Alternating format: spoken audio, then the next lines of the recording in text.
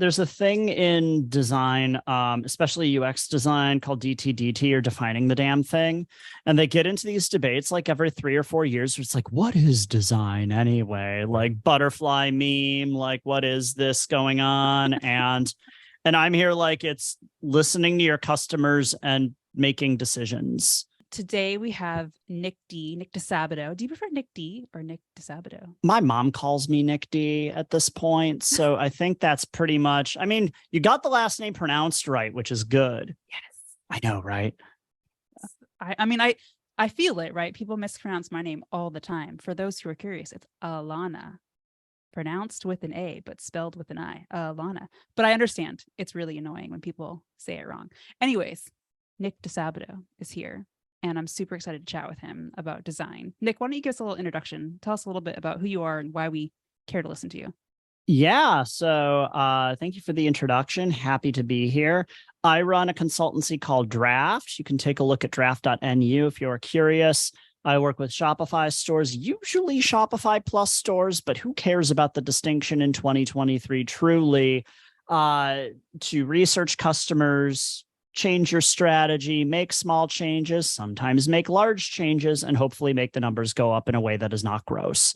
And that's a very high level answer of what it is I do. I say I practice design. I feel like everybody has their own different interpretation of what that means.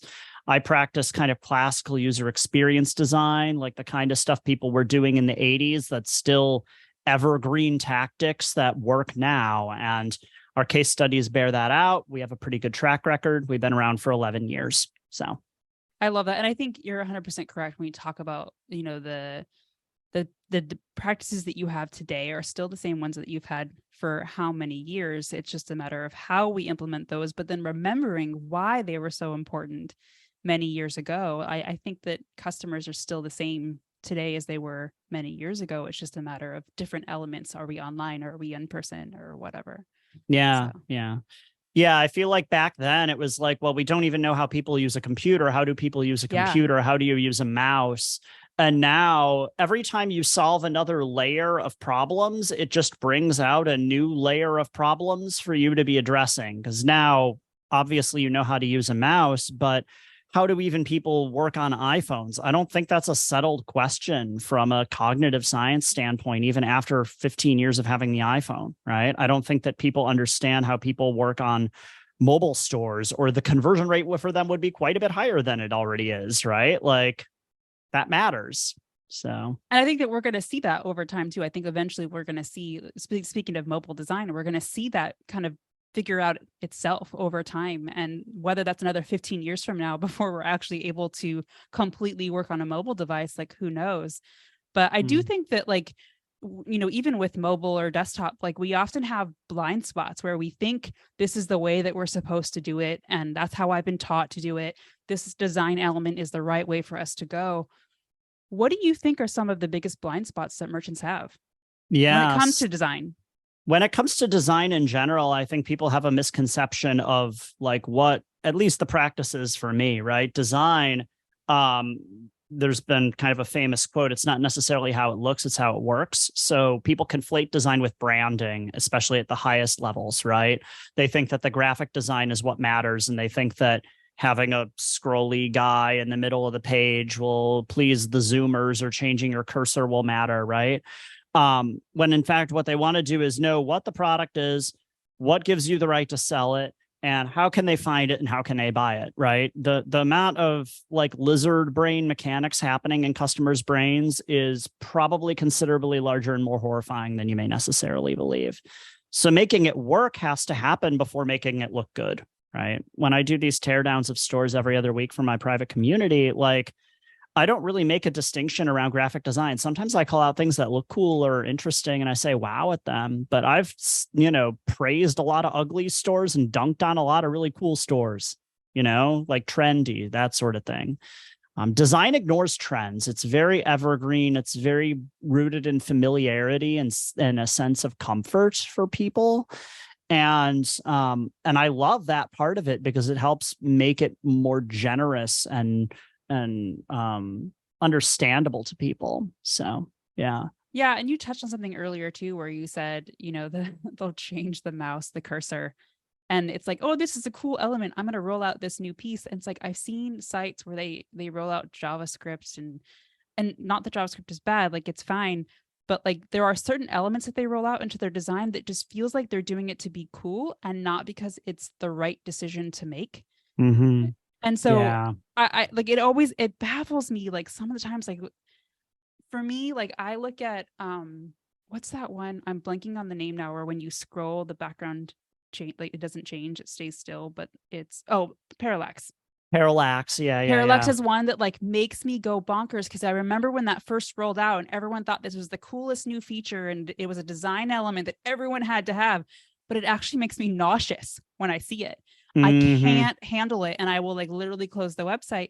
And it's so funny that people think that, oh, this new design, like this new element of design is so important. I have to have this. But if it actually hurts your conversions, then why roll something out? You have to test it. Yeah, I think you're zooming in on an interesting thing, which is that there's a lot of herd following in e-commerce, especially among store owners, right? Like a cool person does a thing and posts a case study on Twitter that gets a bunch of views and it shows that the conversion rate does really well. And you want to have a sense of what works, right? So I think that it taps very deeply into having a sense of control and agency in your business and that you're fixing a problem.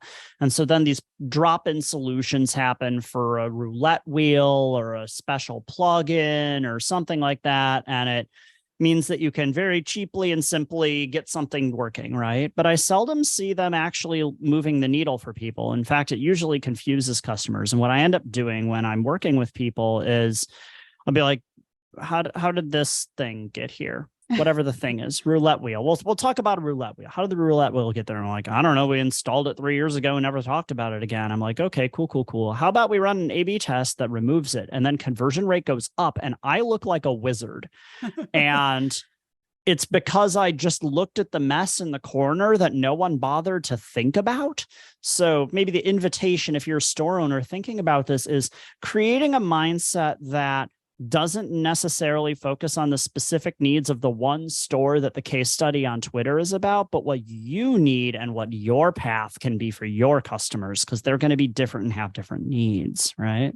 And how do you balance that? Because and some people don't have a large enough store to really be able to run true A/B testing.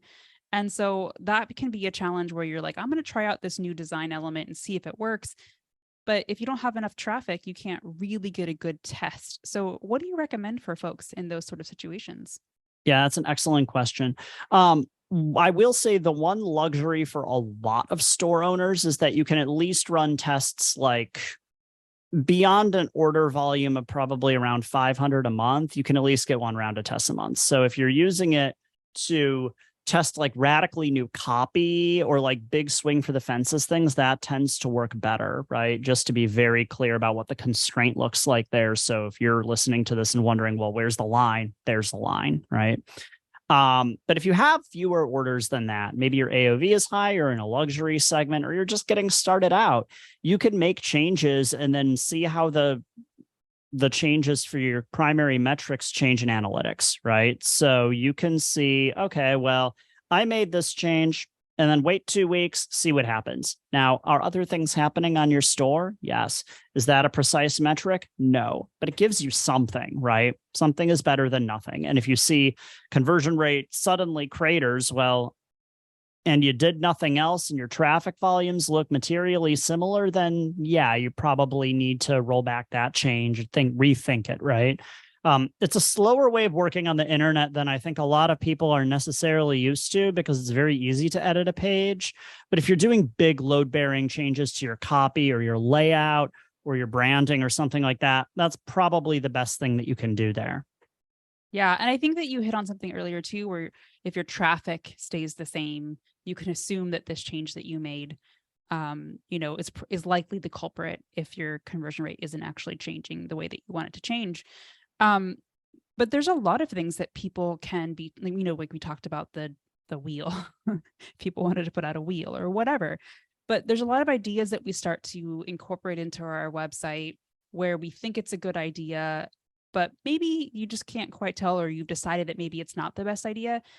How do you determine though what's right for your business versus what's right for the customer or vice versa? And like making those decisions like in the moment, how do you actually evaluate those?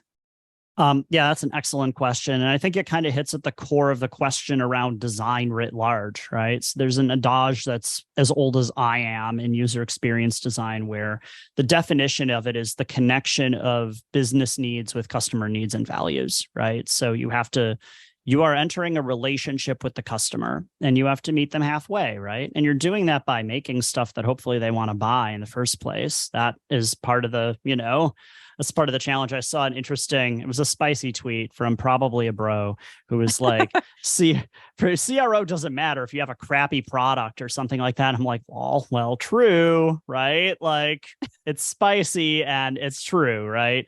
I work best with businesses that do well. So shocker. But you also said at the beginning of this is that you could have a really crappy website and still have good conversions. Like product might be crappy, but if people need it, they might still buy it, Some of my biggest wins are on ugly websites, right? Quote unquote ugly websites. And they're like, you designed that? I'm like, I did design on that.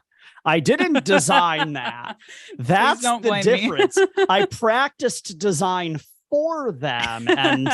And that's the key distinction, right? Like I did not design that logo. Hell no. But like I definitely did something else. And so to get back to the actual answer, right? The real answer is by doing like evidence gathering, discovery, research, whatever you want to call it, right? Figure out what the problems are and work to fix them. And yeah, that sounds extremely scary for a lot of people. So if you're listening to this and you don't know how to go about doing that, delegating, at least doing something like heat map analysis or taking a look at analytics in a way that focuses on where customers are going and what they're doing and not necessarily whether they're converting, right? That side of analytics, like what the demographic and usability side of analytics is telling you, running a usability test and handling the recruitment yourself.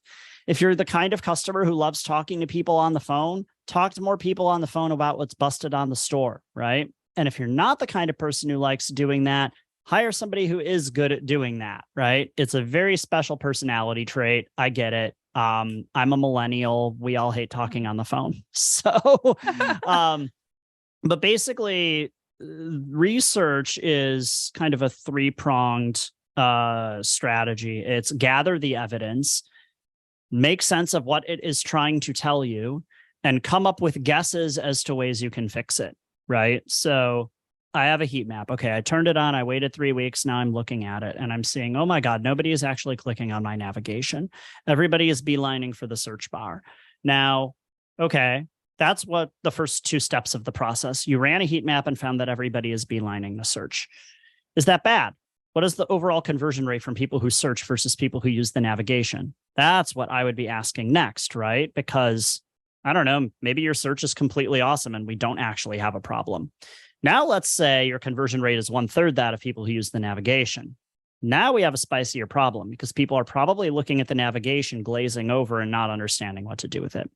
If you want to confirm that very firmly, run a usability test and ask people to try and find stuff with the navigation, find things that are wrong with it, and explain their thought process out loud as they go, right? I'm running through like 2/3 of my latest book by talking about this. So this is a very short explanation, right? But you're sleuthing out what the problem is. And you're doing it based on a guess. You're looking like, wow, that lit up like a Christmas tree. And I'm surprised about it. Trust your intuition on this. Like it's very common sense and intuition based when you're trying to do all of this. And okay, well, the search is not going well. Maybe we need to redesign search autocomplete, search results.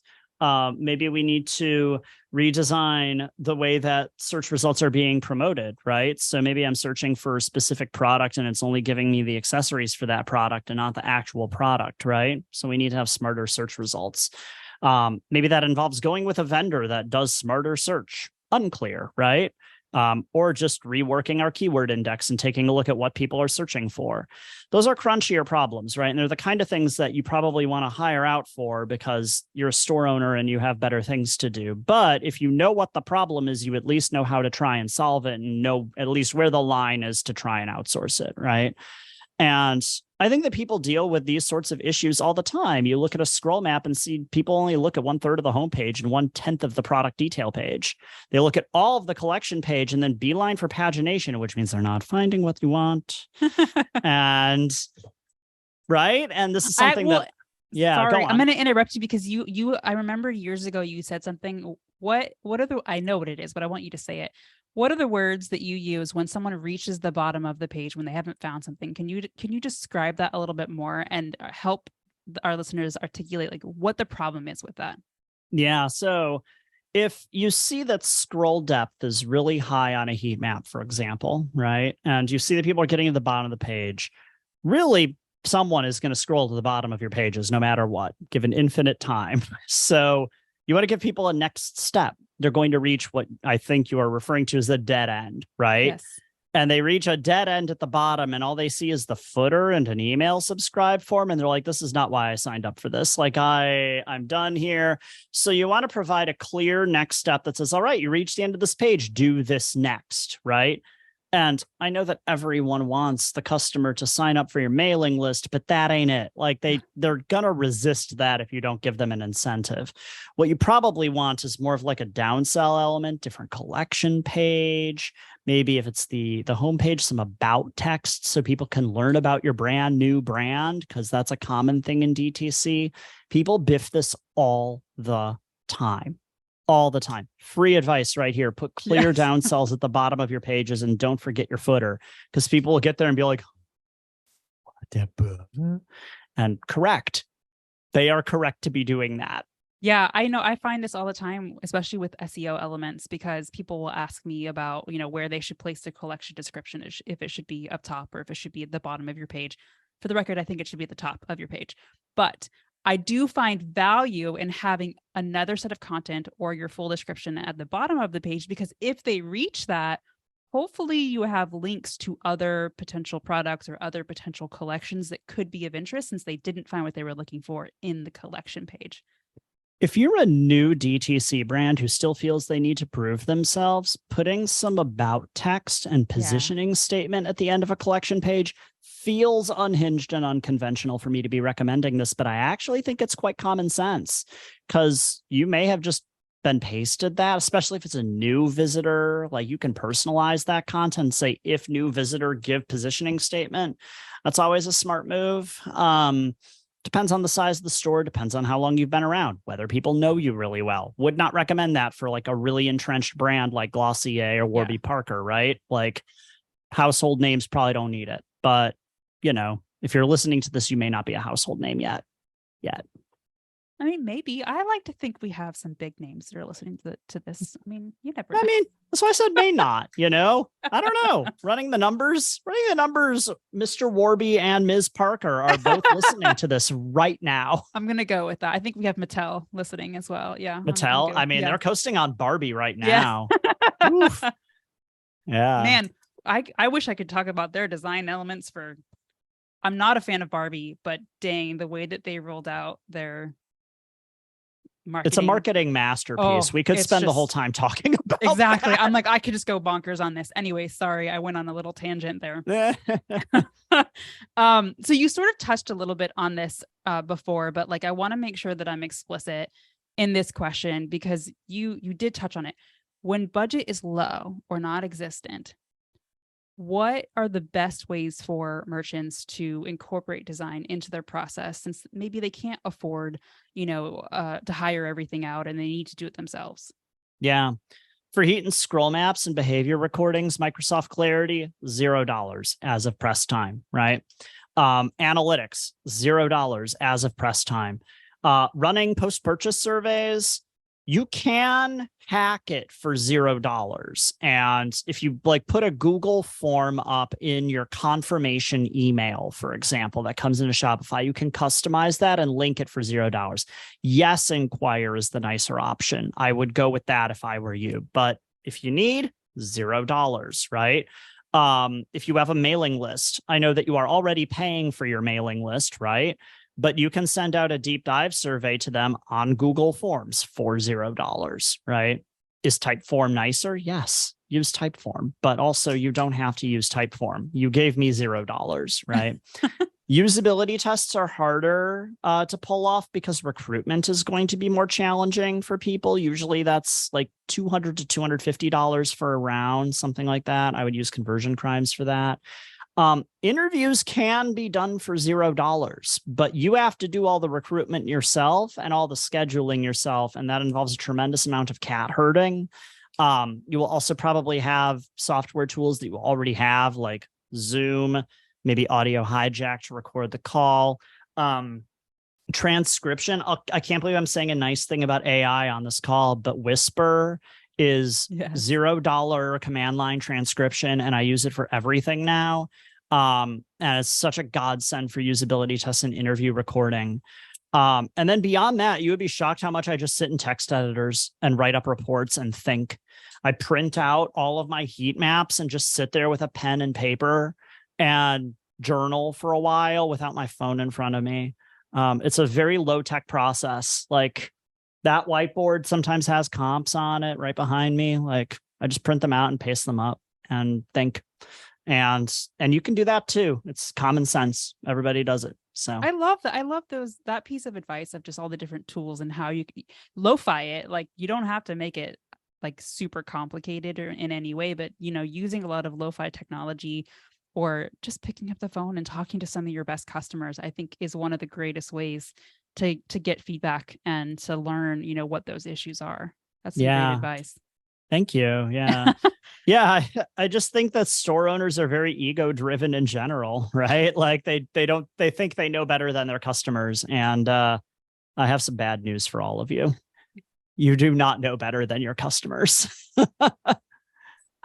I love that. So when you're looking at, because you can have that high ego and you can think like, I know what's best for my store and what's best for my business. And I do think generally merchants do know what's best for their business, but knowing what's best for your customers and understanding how to see that data and like recognize where whatever you're doing maybe isn't the best like use of it. How do you measure that impact? Like, if you make a change, how do you measure the impact of those design changes that you rolled out to know that it was good? Yeah, I mean, A/B testing is a large part of that, right? So you split the traffic sources, measure key metrics like average revenue per user, conversion rate, bounce rate, those sorts of things. And then you just take a look in the tool and maybe you'll dive into specific segments like did mobile do better than desktop for a specific usability fix or something, right? So that can be a really key part of it. So I'm talking at a very high level. Yeah. But if you're making one-off changes like usability improvements, ultimately, again, you're going back 2 weeks later, you may set up an annotation in Google Analytics just to know, hey, we rolled this out at this time. What does this mean here? And I'm tracking that on both Trello, my project management board, and on GA, and feeding that back into the team, usually on like fortnightly calls. So, because I'm the one owning design for my clients, like it's on me to make sure that I'm reporting back the results of everything that's going on. That's a very short answer. We could go deep on how to call an A/B test for half an hour if you want, but yeah. But I mean, how, like, because there's definitely gonna be times where you maybe can't quantify everything. Like some of it's not that simple, So, and I get it from merchants all the time because they're like, well, I want to see the impact. I want to know what my ROI is going to be, or I need to know that this change has paid off, but it's not always that simple. So what's that relationship that many store owners who are numbers people that have to find that balance between quantitative and qualitative? Yeah, that's the $1 million question. I think there's a lot we can be talking about here, right? Because on the one hand, yeah, I have to be a numbers person. I'm hired by other numbers people to make the numbers go up. My case studies all talk about the numbers going up, right? And at the end of my quarter working with somebody, I put together a whole summary of the kind of work that we did. And everybody beelines to the numbers bit, as they do, right? But then there's like 3 or 4 more pages that talk about subtler things internally and externally that I view as happening, right? So internally, maybe people are starting to think about research a little bit more in the design process, or they ask me more about how they can actually like make changes with more thoughtfulness and consideration for the customer needs, right? Maybe I'm handling a lot of just random fixer tasks on how things get communicated out. We did some research on copy. I rewrote all your emails. Surprise, you get free work, right? That happens quite often. And then I talk about kind of customer satisfaction in general and how I view the vibe changing in interviews over time. Because I'm usually, for my biggest clients, I'm running interviews every month. And that's a significant number of interviews, the significant number of data points. And you can watch satisfaction trending up if you hire me for like a year, right? And you can watch perceptions of the business and the brand change over the course of that year. I spend a lot of time researching on Reddit, my clients, just to see how things are changing, especially given the industries that I'm currently working in. They have enormous presences on Reddit. And if you screw up with Reddit people, you will find out very, very quickly. Yeah. So, I love that that's part of your how you incorporate into your work, though, where you're like, I'm actually doing the social investigation of the perception of it's raining somewhere, I'm sure. yes, The perception of how these merchants are showing up across social media. And I think that's such an important piece that many of us forget to look at. We are so focused on the analytics of it all. And it's like, it's not just the numbers. Sometimes it's also the perception that people have of you. yeah. And if you're a bean counter listening to this and you're thinking I'm being too lovey-dovey about it, think about like the elements of word of mouth marketing or what's called like dark social or like recommendation engines that have driven so much of business theory for the past 35 years, right? That matters. And your reputation matters. And I want to work for a client that I can be proud of too, right? Like I don't want to be working for a client where we're, torpedoing customer goodwill and making them feel bad about themselves. Like that's not why I turn up for work in the morning. So yeah, like I think in terms of that, like ultimately you want people to love you so that they can recommend you, and you will not as a store owner be able to measure when people enthusiastically recommend your business to all of their friends on the group text. You just can't. Right? You can throw all the UTM parameters in the world at your stuff and send all the emails you want and try and track all of this. But man, if I recommend your product on one of my group texts and like 3 people buy it, right? Like, and you do this, you listening to this, do this all the time, right? And then you turn around and are like, I want to attribute everything.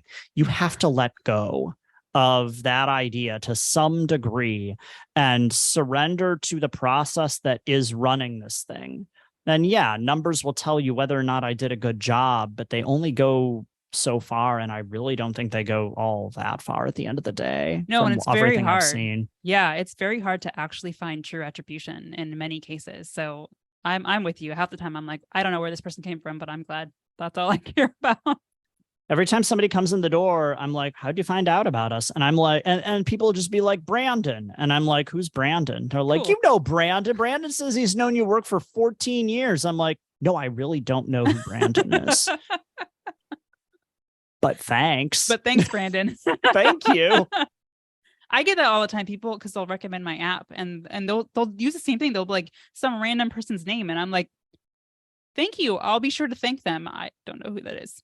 And I'll Google them and they won't have an internet presence. And I'll just be like, and this happens like twice a week. Yeah. I'm like, okay. But that's the thing. I mean, sort of sidetracking like with an app on Shopify store, there's no way for us to attribute where our installs come from. We cannot do it from Shopify. They block it from us. So I would say more than half of my installs, I have no clue where they come from. And I'm okay with that because all I care about is what the reaction is from my customers to know that they're happy with what they've bought, that they're going to continue to recommend it to the people that ask them about it. Like that's really what I care about as a business owner.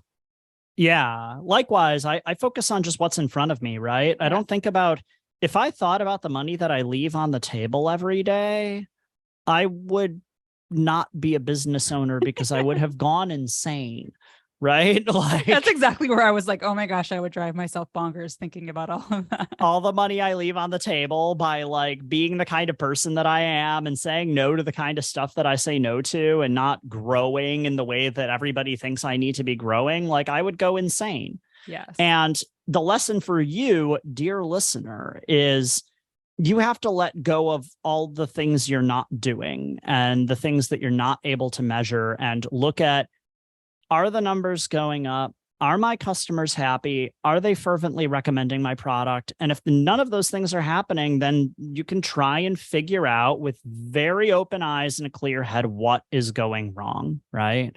We let our panic impulses and loss aversion instincts really get in the way of how we do business, and that only hurts us more. I wholeheartedly agree. Yeah.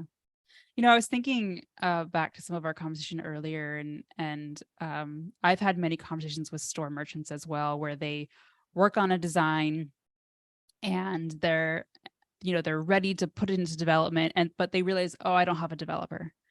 And I'll see posts for this all the time where they're like, I'm looking for a developer. I already have a design. So it's interesting how they separate, the design and development piece of things. But I'm curious what advice you have for store owners when they're working with a designer to make sure that the design actually comes to finished work. Like, how do they get that over that finish line? So we talked about blind spots earlier, and I'll add another one. Store owners are very allergic to code, and I'm not asking you to learn HTML. That is a bad idea for you. But you need to remember that your store is made of code. If you hit Command U in your browser right now, you will stare into the void and close that tab, right? Like, you have to know where it comes from, right? And if you are able to hire resources that help you be more fluent with the practice of coding, you will have more power in that situation and more competitive leverage than you necessarily think.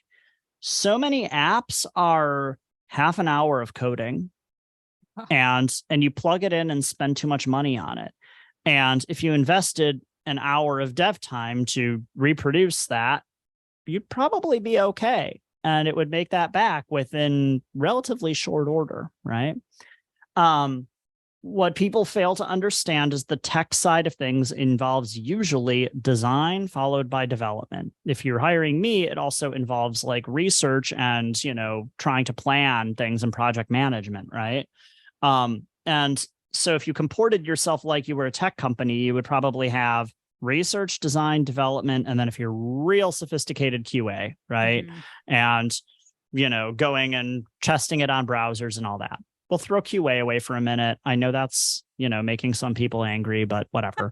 But if you have a relationship between design and development without design is literally every bad government website you've ever used. Design without development is a Photoshop mock, right? And it doesn't get built. So I'm not asking you to speak development. I'm not asking you to learn code. Hiring for developers is hard. I often hear that delegatory process being, I hired a developer, but they charged me too much. Yeah. Or I hired a developer, but they ghosted me midway through the project. Or I hired a developer, but I didn't know what to say to them, and they gave me something that wasn't what I was expecting, right? So being able to hire a good designer that can coordinate with developers and relay that information back in plain English, I actually think is extremely critical. Yes. So if you have a designer with PM skills, like, I've been doing this for a minute, but there are many out there, let me assure you. Having that sort of thing to keep people thinking about this as if it's a tech project, because people out there are real good at understanding tech projects. I could find a PHP developer tomorrow who could understand Shopify within probably a week and then be able to start working for you, right? Yeah.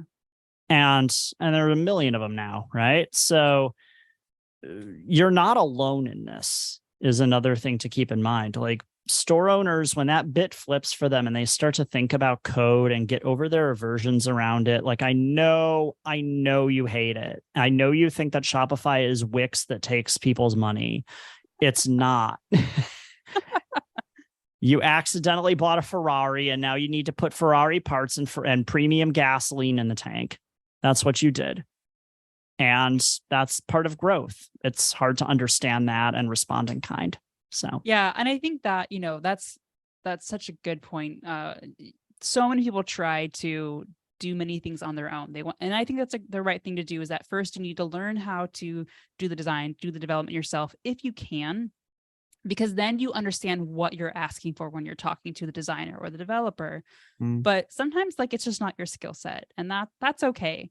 But if you don't know how to ask the right questions, then yeah, you're going to get something back that isn't what you want, because you don't know how to articulate the needs that you have. And I think that's where, hiring a good designer that can speak to a developer in the same terminology is really beneficial. So how do you know when you've hit that point that it's time to hire a designer and that I can't do it all by myself? I mean, there are only so many hours in the week, right? Yeah.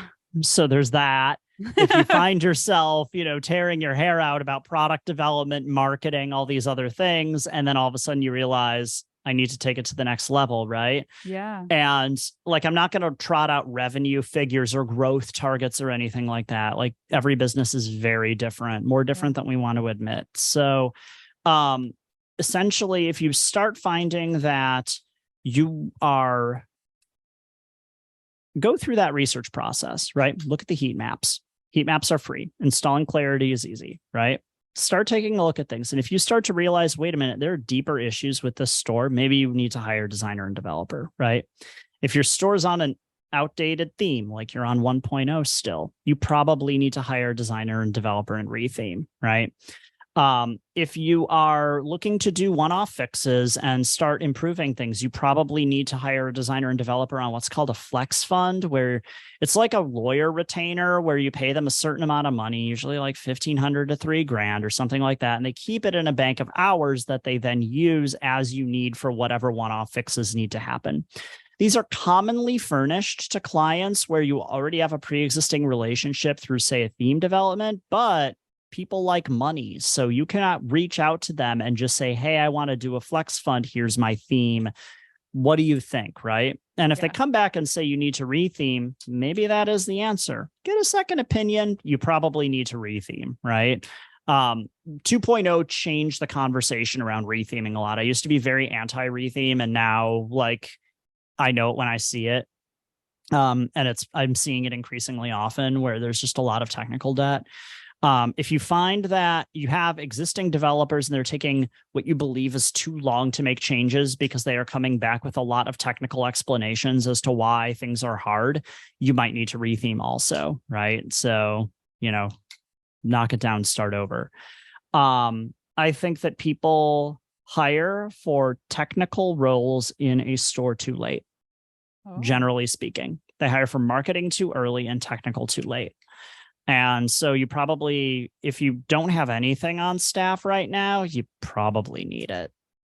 Can you expand a little bit more on, I don't know if it's examples or why you think that they hire technical too late? Or why you think they hire marketing first when maybe it shouldn't be? Marketing first is an easier answer. It's because e-commerce is rooted in commerce, and commerce has always been rooted in advertising, right? It is a cultural value in e-commerce to roll out ads rather than do things by word of mouth or influencer or even like making a CPG play and going in brick and mortar, right? And the pandemic accelerated that, right? Because you didn't have brick and mortar to really be doing anything, right? So, and it was also, Facebook ads were really cheap in 2017 through 19. So it was a common established model. And now things are not quite so clear cut.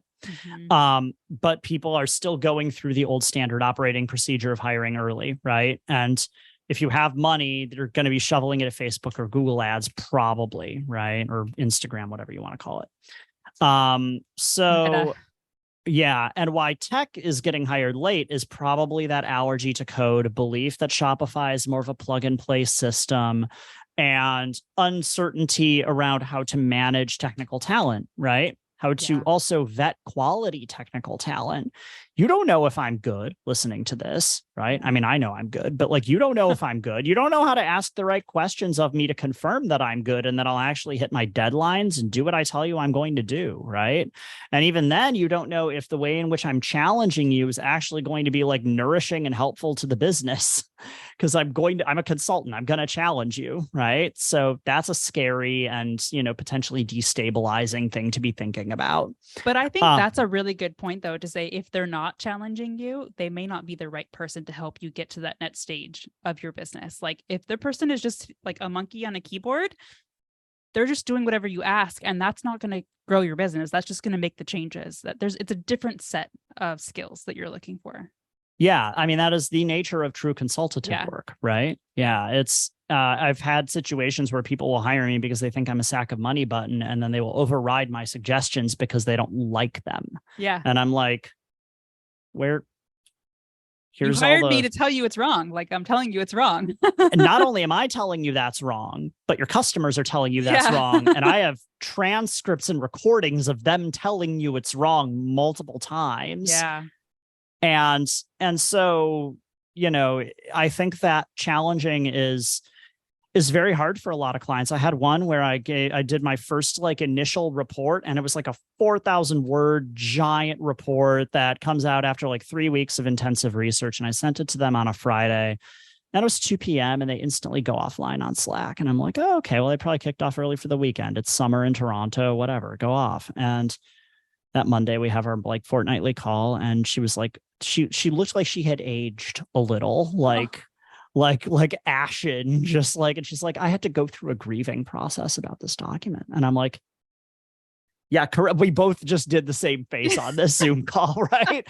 And I didn't know how to respond to that. She's like, I just didn't know this. I didn't know the kind of people were buying this. Everyone wants to think that their customer looks and acts exactly like they do. Yes. And surprise, they don't. Yes. And for those who couldn't see us, if you're listening to this, we were just in shock. Our mouths were open. But yeah. I think that's such a good point. It's you have to realize that I ran into this all the time when I was doing accessibility for stores, and they're like, oh, blind people, they don't come to my site. Okay, visually impaired people absolutely come to your website. I promise you that. That doesn't mean that they're fully blind, or they're partially blind, or whatever spectrum you want to call it, but they are on your site and they are trying to use it. And if they're having issues, you have to consider them in your design elements and your development as well. And if you throw a widget on there, you are probably making your store into a lawsuit honeypot. I am not a lawyer, but again, the default of using an app to solve all of your problems, that model is breaking down, especially as you become a larger and more sophisticated business. Is there a common misconception or a myth about what it is that you do that you want to help clear up? Everyone wants to say that they're practicing design in e-commerce, but I don't think they are. I think that they conflate design with branding. And I think we talked about this at another point where people think that what they see is design, and really design is a process that informs what you see, right? This is something that the tech industry has understood for decades, and it's something that I just kind of take for granted, and I'm applying in a space where I think there's a misunderstanding about it, right? Maybe another thing that is less like what we've been talking about is that, A/B tests are frequently the sort of viral winners that people see, or that they're easy to do, that the ideas are easy to come up with. And then you see these enormous successes on Twitter and you wonder where they came from. All you see are the successes. You never see some bro posting an inconclusive test and writing a thread about it, right? But you get a lot of inconclusive tests, fam. And before you get to that point, and a lot of thought goes into the ideas behind a given test, the idea of why you're doing the thing you're doing in the way that you're doing it. So I want to just bring awareness to maybe the idea of the practice of design, as well as the practice of A/B testing, and maybe dispel some myths around it, because it's probably more challenging than you may necessarily think, but also more common than people think. So maybe that's useful. So. I love it. Well, this has been so fun, and I think I'm going to end it there because I feel like that's one of those pow moments. We did it. We did it. Thank you so much for having me. Yeah, it's been a pleasure. And I hope that everyone took something away. I think people will take at least one thing away from this. Let's say that if you could take one thing away from this, what would you recommend to people? Is there one thing?